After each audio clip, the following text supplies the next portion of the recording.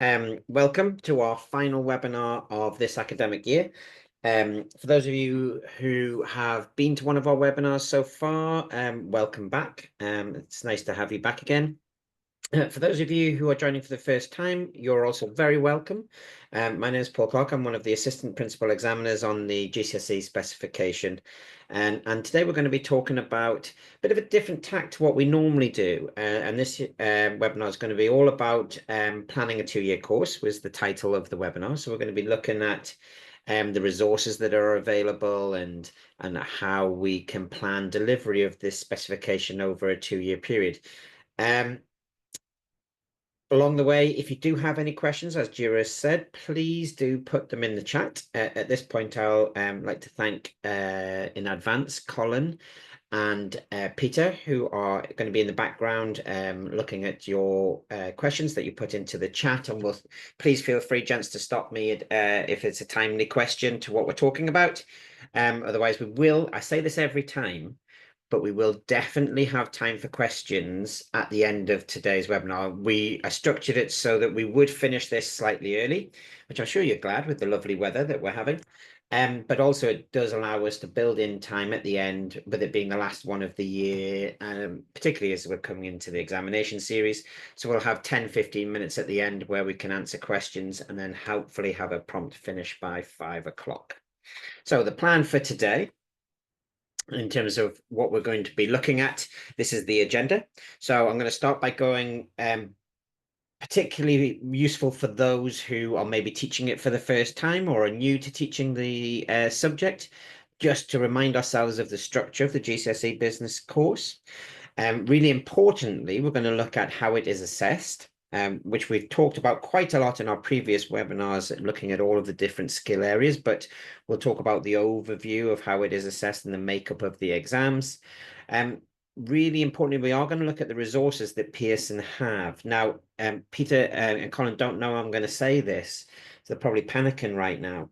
But actually, last year I conducted for Pearson, and I'm not an employee of Pearson as such. I obviously work under the exam board. I'm not a full-time employee of Pearson, but I did conduct a piece of research into all of the exam boards for GCSE Business Studies and the support that each exam board offers staff and teachers in terms of helping them give them resources so they can deliver the course. And by far and away, and it's one of the reasons I've stayed with Pearson throughout my time teaching, is that Pearson do offer way more resources than any of the other exam boards. I'm going to signpost you to a lot of those. If you've had a look through the PowerPoint already, you'll notice that there are links on each of the pages to where I do talk about resources that will take you directly to that page on Pearson's website. So it's really handy. If you want some of the resources that I'm going to be talking about, we will take you, just click on the link later on and it'll take you straight to those resources. We'll talk about some other resource ideas, and of course we'll have chance at the end to answer questions and learn from each other in our networking opportunities in the last 10-15 minutes, which I promise we will have time to do today. Okay, so let's get going. I can skip through this slide very quickly because I have already really mentioned it, but the link will be, as this nice lovely arrow is showing, the link to all the resources on the individual pages will be in the top right hand corner. Okay, so let's have a look at the structure of the course. So I'm sure you've all got the specification and have seen the specification. If you haven't, it's easily downloadable from the Pearson website. And if you're new to teaching it and you're just attending this for the first time, maybe you're teaching business for the first time in September coming up, again, you can click on the top right-hand corner and that'll take you straight to a downloadable copy of the specification. So the specification is really split into two halves, theme 1 and theme 2. Now, later on, I am going to be talking about what's the best way to deliver it. And we've already had a question. So thank you very much in advance, staff from Edward, from Mr. Peak, Edward Peak. Thank you, Edward, for your question in advance about the pros and cons of how we're going to deliver. And I will address that when we come to that. But the traditional way that this is taught is that in the first year of teaching, we look at theme one. So theme one is called Investigating a Small Business. It is worth 50% of the qualification. And you can see that what the topics are there. They are all relevant to a small independent business. Okay, so we have enterprise and entrepreneurship, spotting a business opportunity, putting those ideas into practice, making it the business effective, and understanding external influences. Now, within that, obviously, there are some finance modules, there are some marketing modules in there, and you'll see why that's important when we look at the alternative way that this may be taught. I will touch on assessment later on in more detail, but just to say now, the assessment for each of the two themes, because there are two papers, is identical with one very slight difference, which I'll talk about later on. If you're teaching it for the first time, there's absolutely no coursework. It's all based on an exam on theme one and then an exam on theme two. Okay, in theme two, we start to look at growing businesses, and we start to look at larger organizations. And this is where the topics really become functional based. So we look at marketing, operation, finance, and HR after the topic 2.1, which is all about growing the business. Okay, and I'll talk more about the assessments later on. Now, the specification, if you're planning on delivering it and how to deliver the specification is very detailed and contains a lot of information. So I put an excerpt from page 8 of the specification, as you can see here on the screen. And this is an excerpt from topic 1.1. Which is the very first topic, and it tells you very clearly on the right-hand side what students need to learn. Okay, so ensure when you are going through, you need to make sure that you've covered everything that is in these bullet points. And then, because this is where the questions will come from. When Jonathan and Martin write the paper, they have to ask questions based on areas of the specification.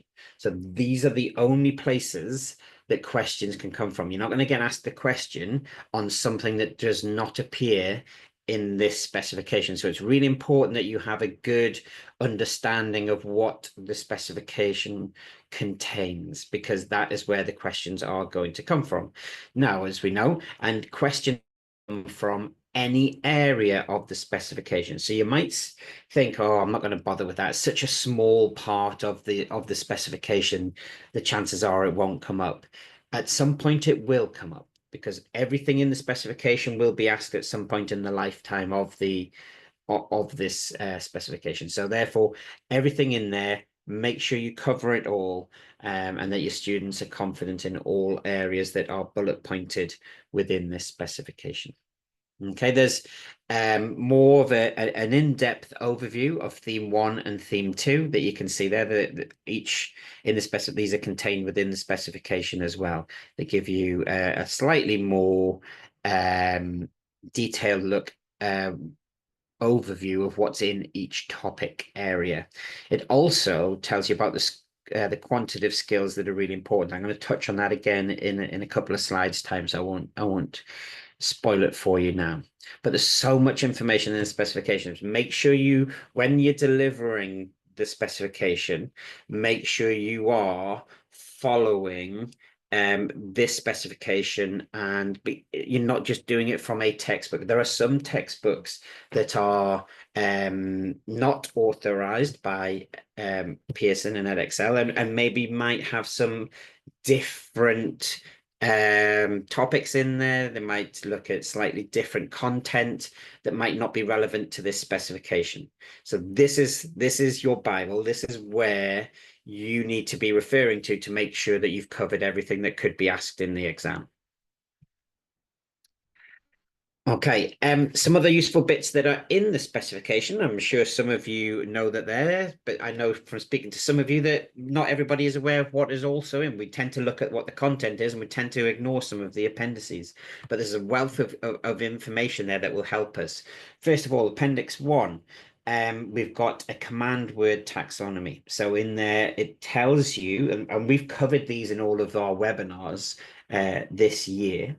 These are all of the command words that it could appear at the start of the questions in the exams. It tells you what is required in a very brief form from the students in order to answer those particular question types. So it's quite a good little guide for students to have, actually.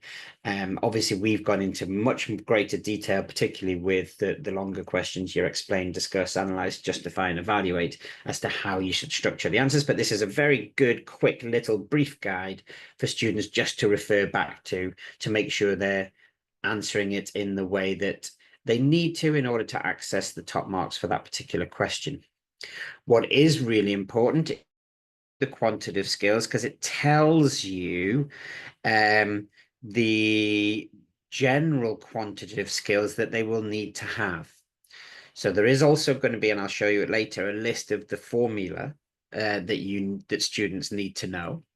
But here it tells you the basic quantitative skills that the students will need to have. So it's important that you're assessing and making sure that your students can calculate percentages and percentage changes and averages and so on. Okay, because there are going to be questions with 10% of each paper being quantitative based. You need to make sure that your students have those skills. So make sure you're referring to Appendix 2 to tick off to say, yep, my students have practiced that. They know how to do that. Okay, and as well as the calculation side of it, it's the interpretation side of it. So being able to read graphs and charts and tables and data in order to access information. There'll be questions that will be based around that as well. Okay, so it's really important if you haven't looked at Appendix 2 and you haven't maybe covered all of those quantitative skills, there's still time before the exam. It's a week, Friday, isn't it? The first exam, Friday the 9th. So make sure that we have covered all of that. Some other things, as just mentioned, these are the formulae that you need to make sure that your students know. And they're not going to be given these in the exam. So it's really, really important that you are, I regularly test them on it. It's a good little starter as they walk through the door. I've told you lots of little things I do with exam questions, but also I might just give them a list of, on their desk is a list of five formulae, and they've got to write down what the formula is. Now, obviously, just to reiterate, what I said in previous webinars, they don't get marks for writing down the formulae, but clearly they need to know it in order to apply their answer and get the right answer when it is assessed. So it is important they know it, but they're not going to be given a mark for writing down the formula. But of course, they have to know it. If they don't know how to calculate, if they don't know what the break-even formula is, they're not going to be able to calculate break-even. They're just not going to get a mark for just writing down the formula. Okay, just to make that very clear. But it is really, really important that they obviously know these different formulae that are that could be asked directly. Okay, so they're on page 32 of the specification. So again, make sure you're ticking them off to that you've covered all of those in your delivery. One thing that is very useful, particularly for those who are maybe teaching it for the first time, who are new to the profession, or maybe business. In a lot of schools I've seen that I've been into, business studies is sometimes thrust upon somebody and it's not their area of specialism. They may teach something else and they've been asked to teach some business studies as well. Pearson have produced a really detailed getting start guide that goes into more detail than the specification as to what needs to be covered in each of the topic areas. So I've taken a little screenshot of one just to show you the kind of detail that it goes into. So this is from 1.3.2, which is business revenues, cost of profit from theme 1. And it gives you more detailed. If I go back, just to show you, you can see that in the specification on the left-hand side here, there's the bullet points of what they need to know. In the getting starting guide, you've got a much longer narrative that helps guide you as to what they need to know and for that each particular topic. So please use that. The link's on the top right hand corner. There's obviously an in-depth for every single in-depth one of these for every single topic area in that Getting Start guide. So if it's particularly if you're teaching it for the first time, then that's a really great place to start, just to make sure that, and it gives you some ideas as well as what you might want to cover and what you might want to include in your lessons to ensure that you're covering the required material for that particular topic area. Delivery order. Now, there are Pearson have suggested two, and really there are only two, even though Pearson has suggested these two. I wouldn't recommend any other than one of these two, because these two that I'm going to go through now both make logical sense and they both have their pros and cons. So this one you can see before you, which has got the suggested timings in as well, is based on going through it in a linear fashion.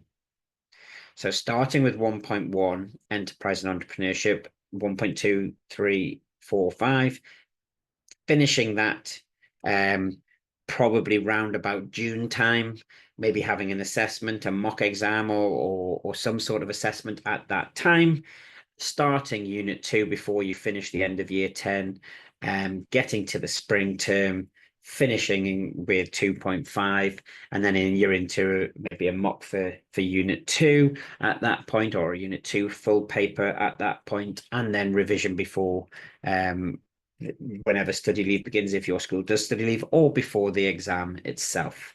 Now, the pros of doing a 2-year course from my point of view is that in doing all of theme 1 first, you can do a full paper at the end of year 10 without having to chop and get questions from different papers and put a different paper together, which you can do. One thing I haven't actually mentioned in here, and it's just come to my mind, a fantastic resource is Edexcel Wizard, Exam Wizard, where you can put questions to, I've mentioned it before in previous webinars, where you can select questions from different topic areas and it'll make a paper for you. But obviously you've got to go and do that yourself and you've got to spend time selecting the questions.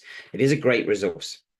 So you could do that. However, the pro of doing it this way is that when you hit the summer term in year 10, they've done all of the material for theme 1, and obviously you've got all of the past papers already sat there waiting for you to do. Just give them a full paper without having to chop and change and try and make it fit the right marks and the right time and so on, which is particularly difficult in section B and C where it's case study related, because you want them to have that real experience. So for me, that's a major bonus of this particular route to delivering it, because theme 1 is all about small business, so it all ties in well together. Then you've got theme 2 where it builds on the material that they've learned in theme 1 and becomes about growing a business. And some of the topics you couldn't do theme 2 before theme 1, because some of the topics in theme 2 build on what they've learned in theme 1. For instance, if you think in theme 1 there's the small topic on an introductory topic on the marketing mix, you couldn't do 2.2 making marketing decisions without having done that topic, the introductory one to the marketing mix in theme 1. So this makes, from a practicality point of view, logical sense. It also means depends on when you sit your official mocks. If you sit them around about November, December time, you can give them a full paper 1. And you've got a full paper ready there to go, which is a massive time saver for teachers, which I know is a real an issue. So that's, for me, I personally, this is the way I've always done it. I've not used the other method. That's not to say the other method is not viable. I think it has some merits as well. I'm going to show you that one in a second. But for me, this one practically and logistically makes sense in terms of, and it was the way that the specification has been written as well. So it makes sense to follow the specification through. However, there is a train of thought that says that this alternative way is has merit. And this is where we teach each topic area. So for instance, there are some business finance units in theme 1, and there are some business finance topics in theme 2. Under this alternative delivery order, we would teach all of those in one go together. Now, the bonus of that is that when the students are doing it, they're in finance mode. So therefore, they understand that all of these finance things, all of these topics do come together. My one reservation, or my big reservation with this one, is how clear will it be to students which topics are in which paper, so they know what to revise in the right time. Now, I know it's obvious, and it seems obvious to us because, for instance, in business finance, you've got 1.3.2 and 2.4.1. So clearly 1.3.2 is theme 1, and clearly 2.4.1 is theme 2. But how much do students really understand that? That would be my concern with this alternative delivery order. I do like the idea of teaching all of the business finance together, all of the marketing together, which you can see again is quite a big topic, and it splits. It makes sense when you do that sort of introductory topic to marketing mix to then go into, I always want to in theme 1. I probably spend too long on it because I go into too much detail on the product, the price, the place, and the promotion, but I should really need to be leaving that for theme 2. I've never done this way myself personally. I know colleagues from that I've worked with who've worked in different schools that have used this alternative one, and they say the students get their head into marketing, and then to do all of the marketing, that it helps them to have a deeper understanding of marketing because they're doing it solidly for a large chunk of time. But for me, the confusion for some, particularly maybe those that struggle more with the subject, maybe your high flyers might grasp it better, and depending on your cohort, if you had just high flyers, this one may be better. But for me, the practicalities around not having a full paper to do at the end of year 10 and having to cut and paste papers together to sit a full assessment at the end of year 10, for me is a big negative for this one. And the other one, as I've said, is the confusion as to around which topics are in which theme for students to really understand. And I think that might get quite confusing from. So it depends how you deliver it and the makeup of your students. Personally, this is my own personal opinion. It's not a Pearson recommendation at all. I've always gone with the linear approach. I just find that's more straightforward for students to understand, and it makes my life nice and easy at the end of 1.5 in terms of assessment. But I can see why you might want to gain a deeper understanding of marketing by doing all of the marketing units together, for instance. Pearson have put both out to say it's entirely up to you as a decision, as a teacher in charge of this, or whoever's in charge of choosing how you deliver it for them to make. Personally, if you want my own personal recommendation, I like the linear approach better. I can see the argument for this other approach, but for me and my students, the linear approach is the better one. I hope, Edward, and thank you again, Edward, for putting a question through prior to the workshop. That was really great to get. Hopefully that helps you in make up your mind. Peter, Colin, have we had any questions on this at all at this stage? Oh, it's very quiet in the chat, so hopefully everything's going well back. There was a bit of a query about Exam Wizard and some problems. However, we're going to look at that internally. Okay, yeah. I mean, I find Exam Wizard amazing, particularly topic tests and things like that. It's great because you can just, I want all the questions to do with 2.1.1 business growth, and I only want explain questions. And you can do those combinations, or you can say, I want questions from the whole of 1.2, but I only want discuss and evaluate questions. whatever you want. You can do those combinations. I think it's great. If there are technical issues, obviously I don't know anything about that, but Peter will, I'm sure will pass that on and look into that. But if you haven't used the wizard, I find it a fabulous resource to use. Okay, moving on then. Paul, just Yes. one quick apology to Abigail. When I sent you the question, Edward Peak was the name of the school, not of the teacher. Oh, right. So apologies Well, do you know what, Colin? again. I nearly said thank you to Edward Peak School. Then I thought maybe that's maybe Edward's an actual person. So thank you to the staff from Edward Peak School. You might have heard me stumble at that time because I thought, is it a school or is it a person? But I don't know. Thank you, Colin, for clarifying and for highlighting my errors. Okay, moving on. So in here, really helpful when you're drawing up a specification and you're planning your time. Every school has different amount of lessons. You're probably luckier than I've always been. I've only had across a 2-week timetable, 5 50-minute periods, which isn't a lot. I hope you get more than that. So it's always been a real rush for me. But the timings are in there. So please use those. Obviously, you can tweak them if you want to spend slightly more time. These are just guidelines. But if you're varying massively from these in your plan, when you're planning your scheme of work, just bear in mind that you might run out of time, or you might not cover one of the topics in sufficient detail on it. Okay, so do have a look through, and there's a link to the course planner on the top right that has all of these particular timings in, and it has them for both of the delivery methods as well. So although I've put the linear one on here, it does have the alternate one as well. So please click on that and have a look if you're thinking about doing the alternative delivery.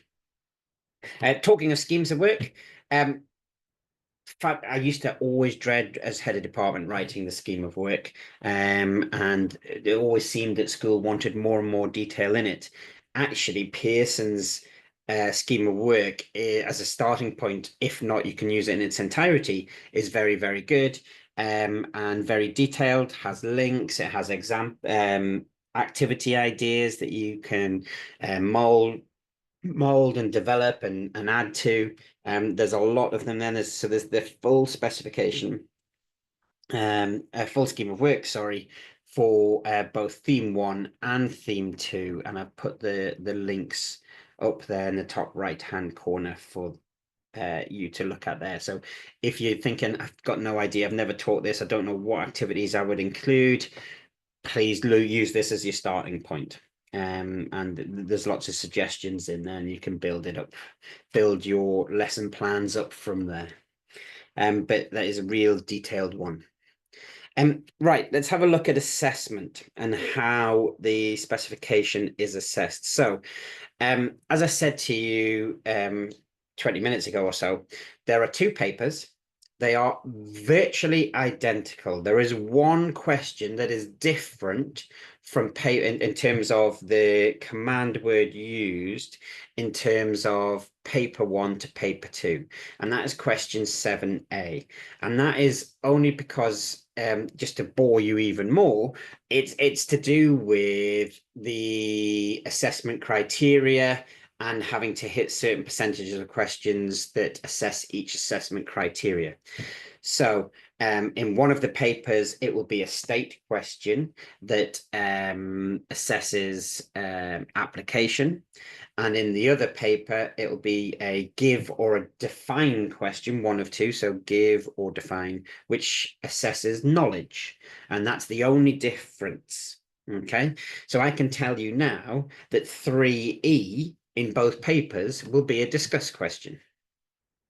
7E in both papers will be a 12-mark evaluation question. 4B is going to be a 6-mark analyze question in both papers. So it's there, which I think is great and is one of the major selling points of the specification compared to competitors, in that it gives consistency for students, so they know exactly.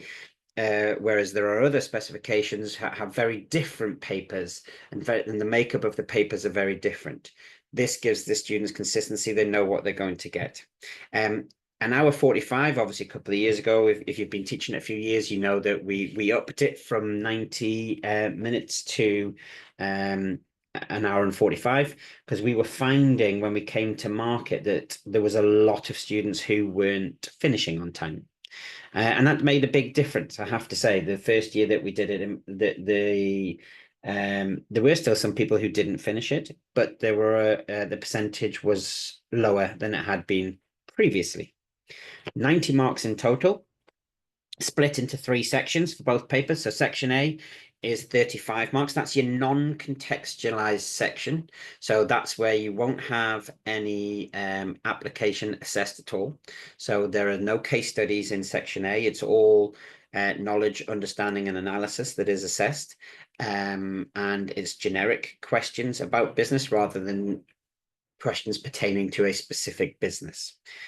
Section B, section C, you will get a case study for each of those in a source booklet, and you will have a series of questions, and this is where your longer questions, so your 6-mark analyze, your 9-mark justify, and then in section C, the 12-mark evaluation question come in, and that's where the answers have to be more specific to the business in the case study that is, and we've done a lot of work this year on how you do that in terms of application. If you're new and this is your first webinar, I suggest you do go back and have a look at all of those, because we've covered all of those long question types in detail over the course of the year. The rest, I'm not going to read out to you. You can read it, and we've talked about the types of questions that are going to come up. Next, the assessment criteria. So you might hear me, I very rarely use AO1, AO2, AO3A, and AO3B. Obviously, we do when we mark it formally. I tend to use the words instead. So we have knowledge and understanding accounts for 35% of the assessment objectives. The application, which is your AO2, contextualizing your answer, counts for 35% of the specification. And then your AO3A, which is your analysis and your evaluation, counts for 30% overall. And at the bottom there, you can see how they are broken down amongst each paper. You can see the only slight difference there, and that's the reason why they're not identical for AO1 and AO2 is because of that question 7A that I mentioned previously. Okay. The command word taxonomy I've talked about already. That is also, as well as being in the specification, it is also in the getting started guide. So please make sure you do refer to that. I want to signpost you now to some other resources. Before I do that, is there any questions on any of the assessment stuff, Colin or Peter, before I move on? Nothing. No. Sorry, we just got one question about guided learning hours. I think, Paul. Yeah. As to if you were to deliver the course, how many hours would you need per week? That sort of thing. What would be the recommendation, I guess? Oh, it's a good question. I know schools do very, as I said to you, I have 5 lessons of 50 minutes a fortnight, and I can get it finished before Easter. So, I think if you were getting 5 hours a fortnight, that would be, I mean, ideally, I would like 6 hours a fortnight, 3 hours a week. My school does not let me do that. So, but I can get through everything in, I have slightly less weeks because my school finishes slightly earlier in the summer, so we lose a lot of time in the summer term. But as I say, I get through in 5 lessons of 50 minutes a fortnight. That's and I'm always finished before Easter, a couple of weeks before the Easter holidays. So it gives me a few weeks of revision. Hopefully that answers the question. I mean, ideally push for as much as you can get. You might be more successful than mine. Our school give more time to the core subjects than the options, which obviously we are. So but if you can get more, brilliant. I don't think you can do it in much less than that, than what I get. Not doing it thoroughly, you would be rushing. If you had some really high flying students who take it on board and fly through it, you can do it obviously um in a shorter time period, but not all of us are that lucky. So I suggest if you're getting 6 hours a fortnight, 3 hours a week, that would be really good. But as I say, even if you're getting 5 hours a fortnight, or in my case, 50 minutes a fortnight, then that is sufficient. Hopefully that answers that question, Peter.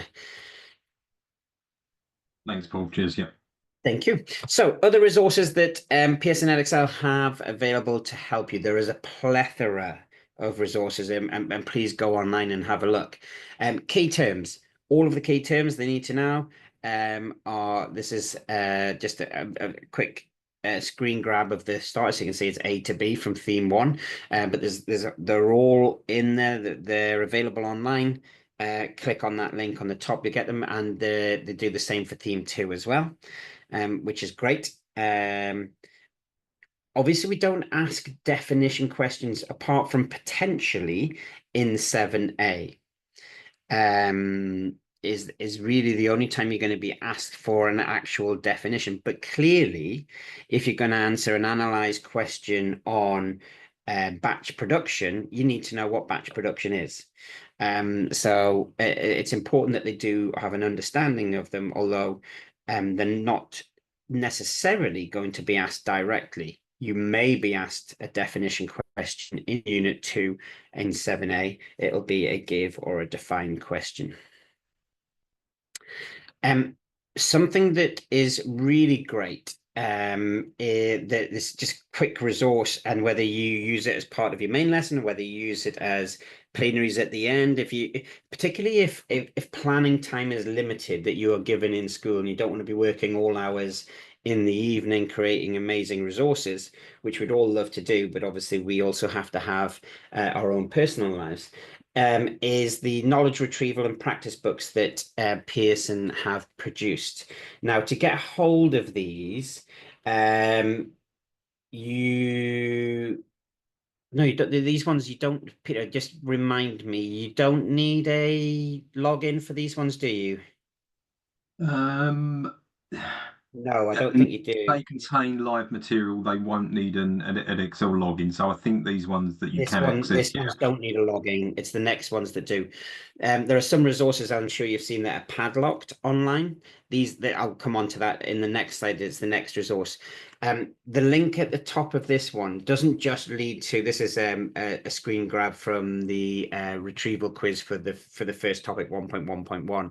It's got the questions and then the answers there, and you can just have that and give it out to students as a quick plenary or some bell work or whatever you call it, starter activity as they come in the classroom, whatever you want to do, without you having to create anything. And obviously the good thing with the exam board producing it, it's directly linked to the specification. So it's directly linked to stuff that they should be learning, which is a major bonus. And you don't have to do any work. It's all done for you. So there's some of these knowledge retrieval questions and practice booklets for every single topic, all available via that link that's on the top right.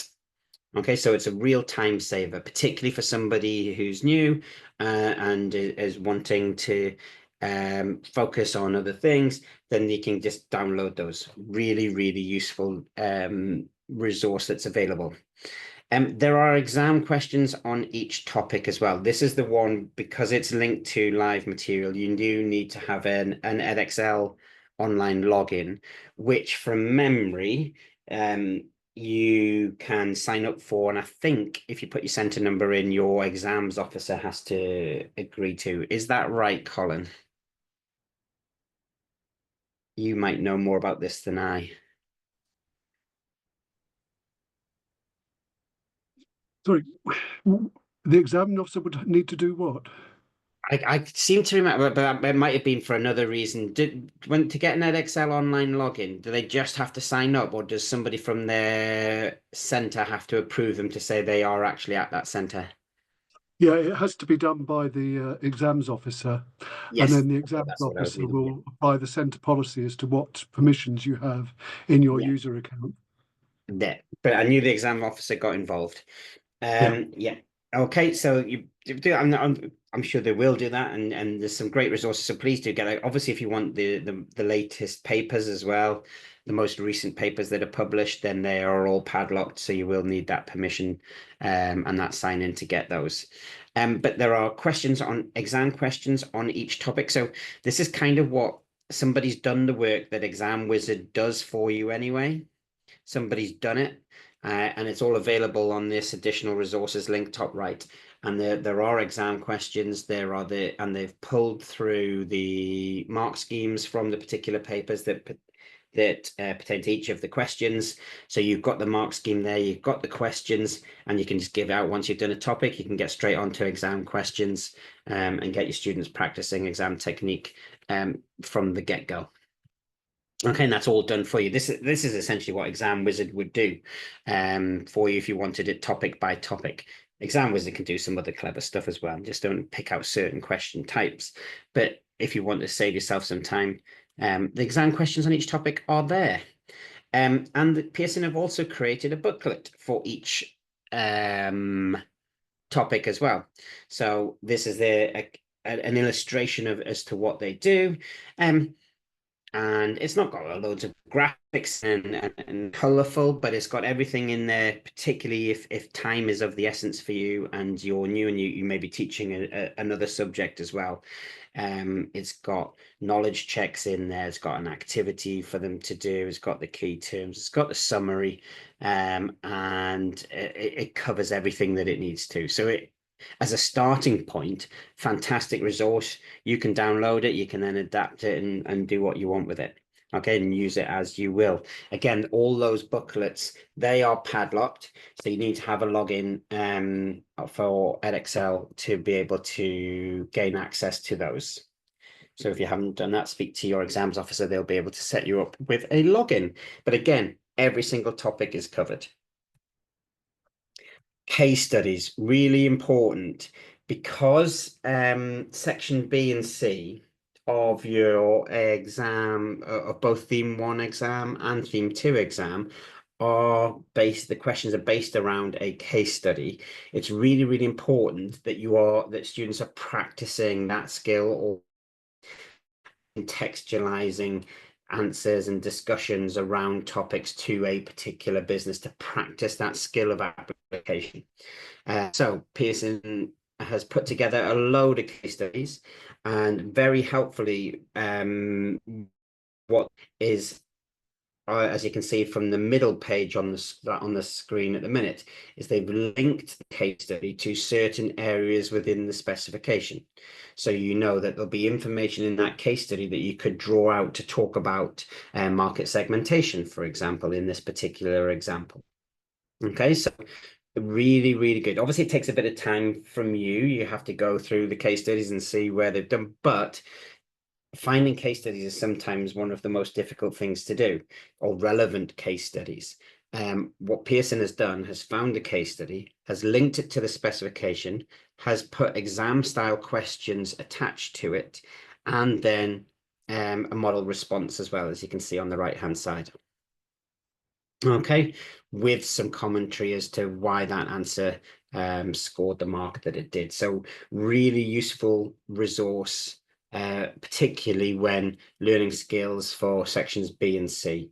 And we need to be giving case studies and discussions and questions on case studies all of the time to help build that skill of application, which I've talked about a lot this year because it is one of the weaker skills that is demonstrated by students. They tend to be very good at analysis, but application sadly lacking sometimes. And we focused on that in the last webinar and how important it is in terms of the number of marks that are awarded. Again, link to it is in the top right-hand corner. Pearson have also produced a resource map, which again, you can link and it tells you, just signposts you where to go. and whether resources are free or paid for. So you can make that decision. If you've got if you're lucky enough to have a large budget, then you can obviously purchase more things. But there are free resources that it tells you and signposts those for you. Other ideas. What I just wanted to tell you what I do, and obviously I can't share them all because they haven't gone through Pearson as a guide, but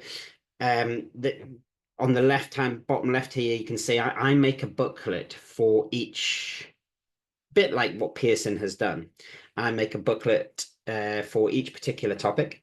And in that, I put all my activities in, I put all the notes in, and I put a load of exam questions in. I'll put some model answers in, and they've got that, and they build that up. So I don't actually use exercise books or anything like that. I just do these booklets and put them together for every topic. So obviously that takes time, but as you can, if you use as a base, and you can build it up and build it up. For me, the most important thing to also practice all of the time is exam skills.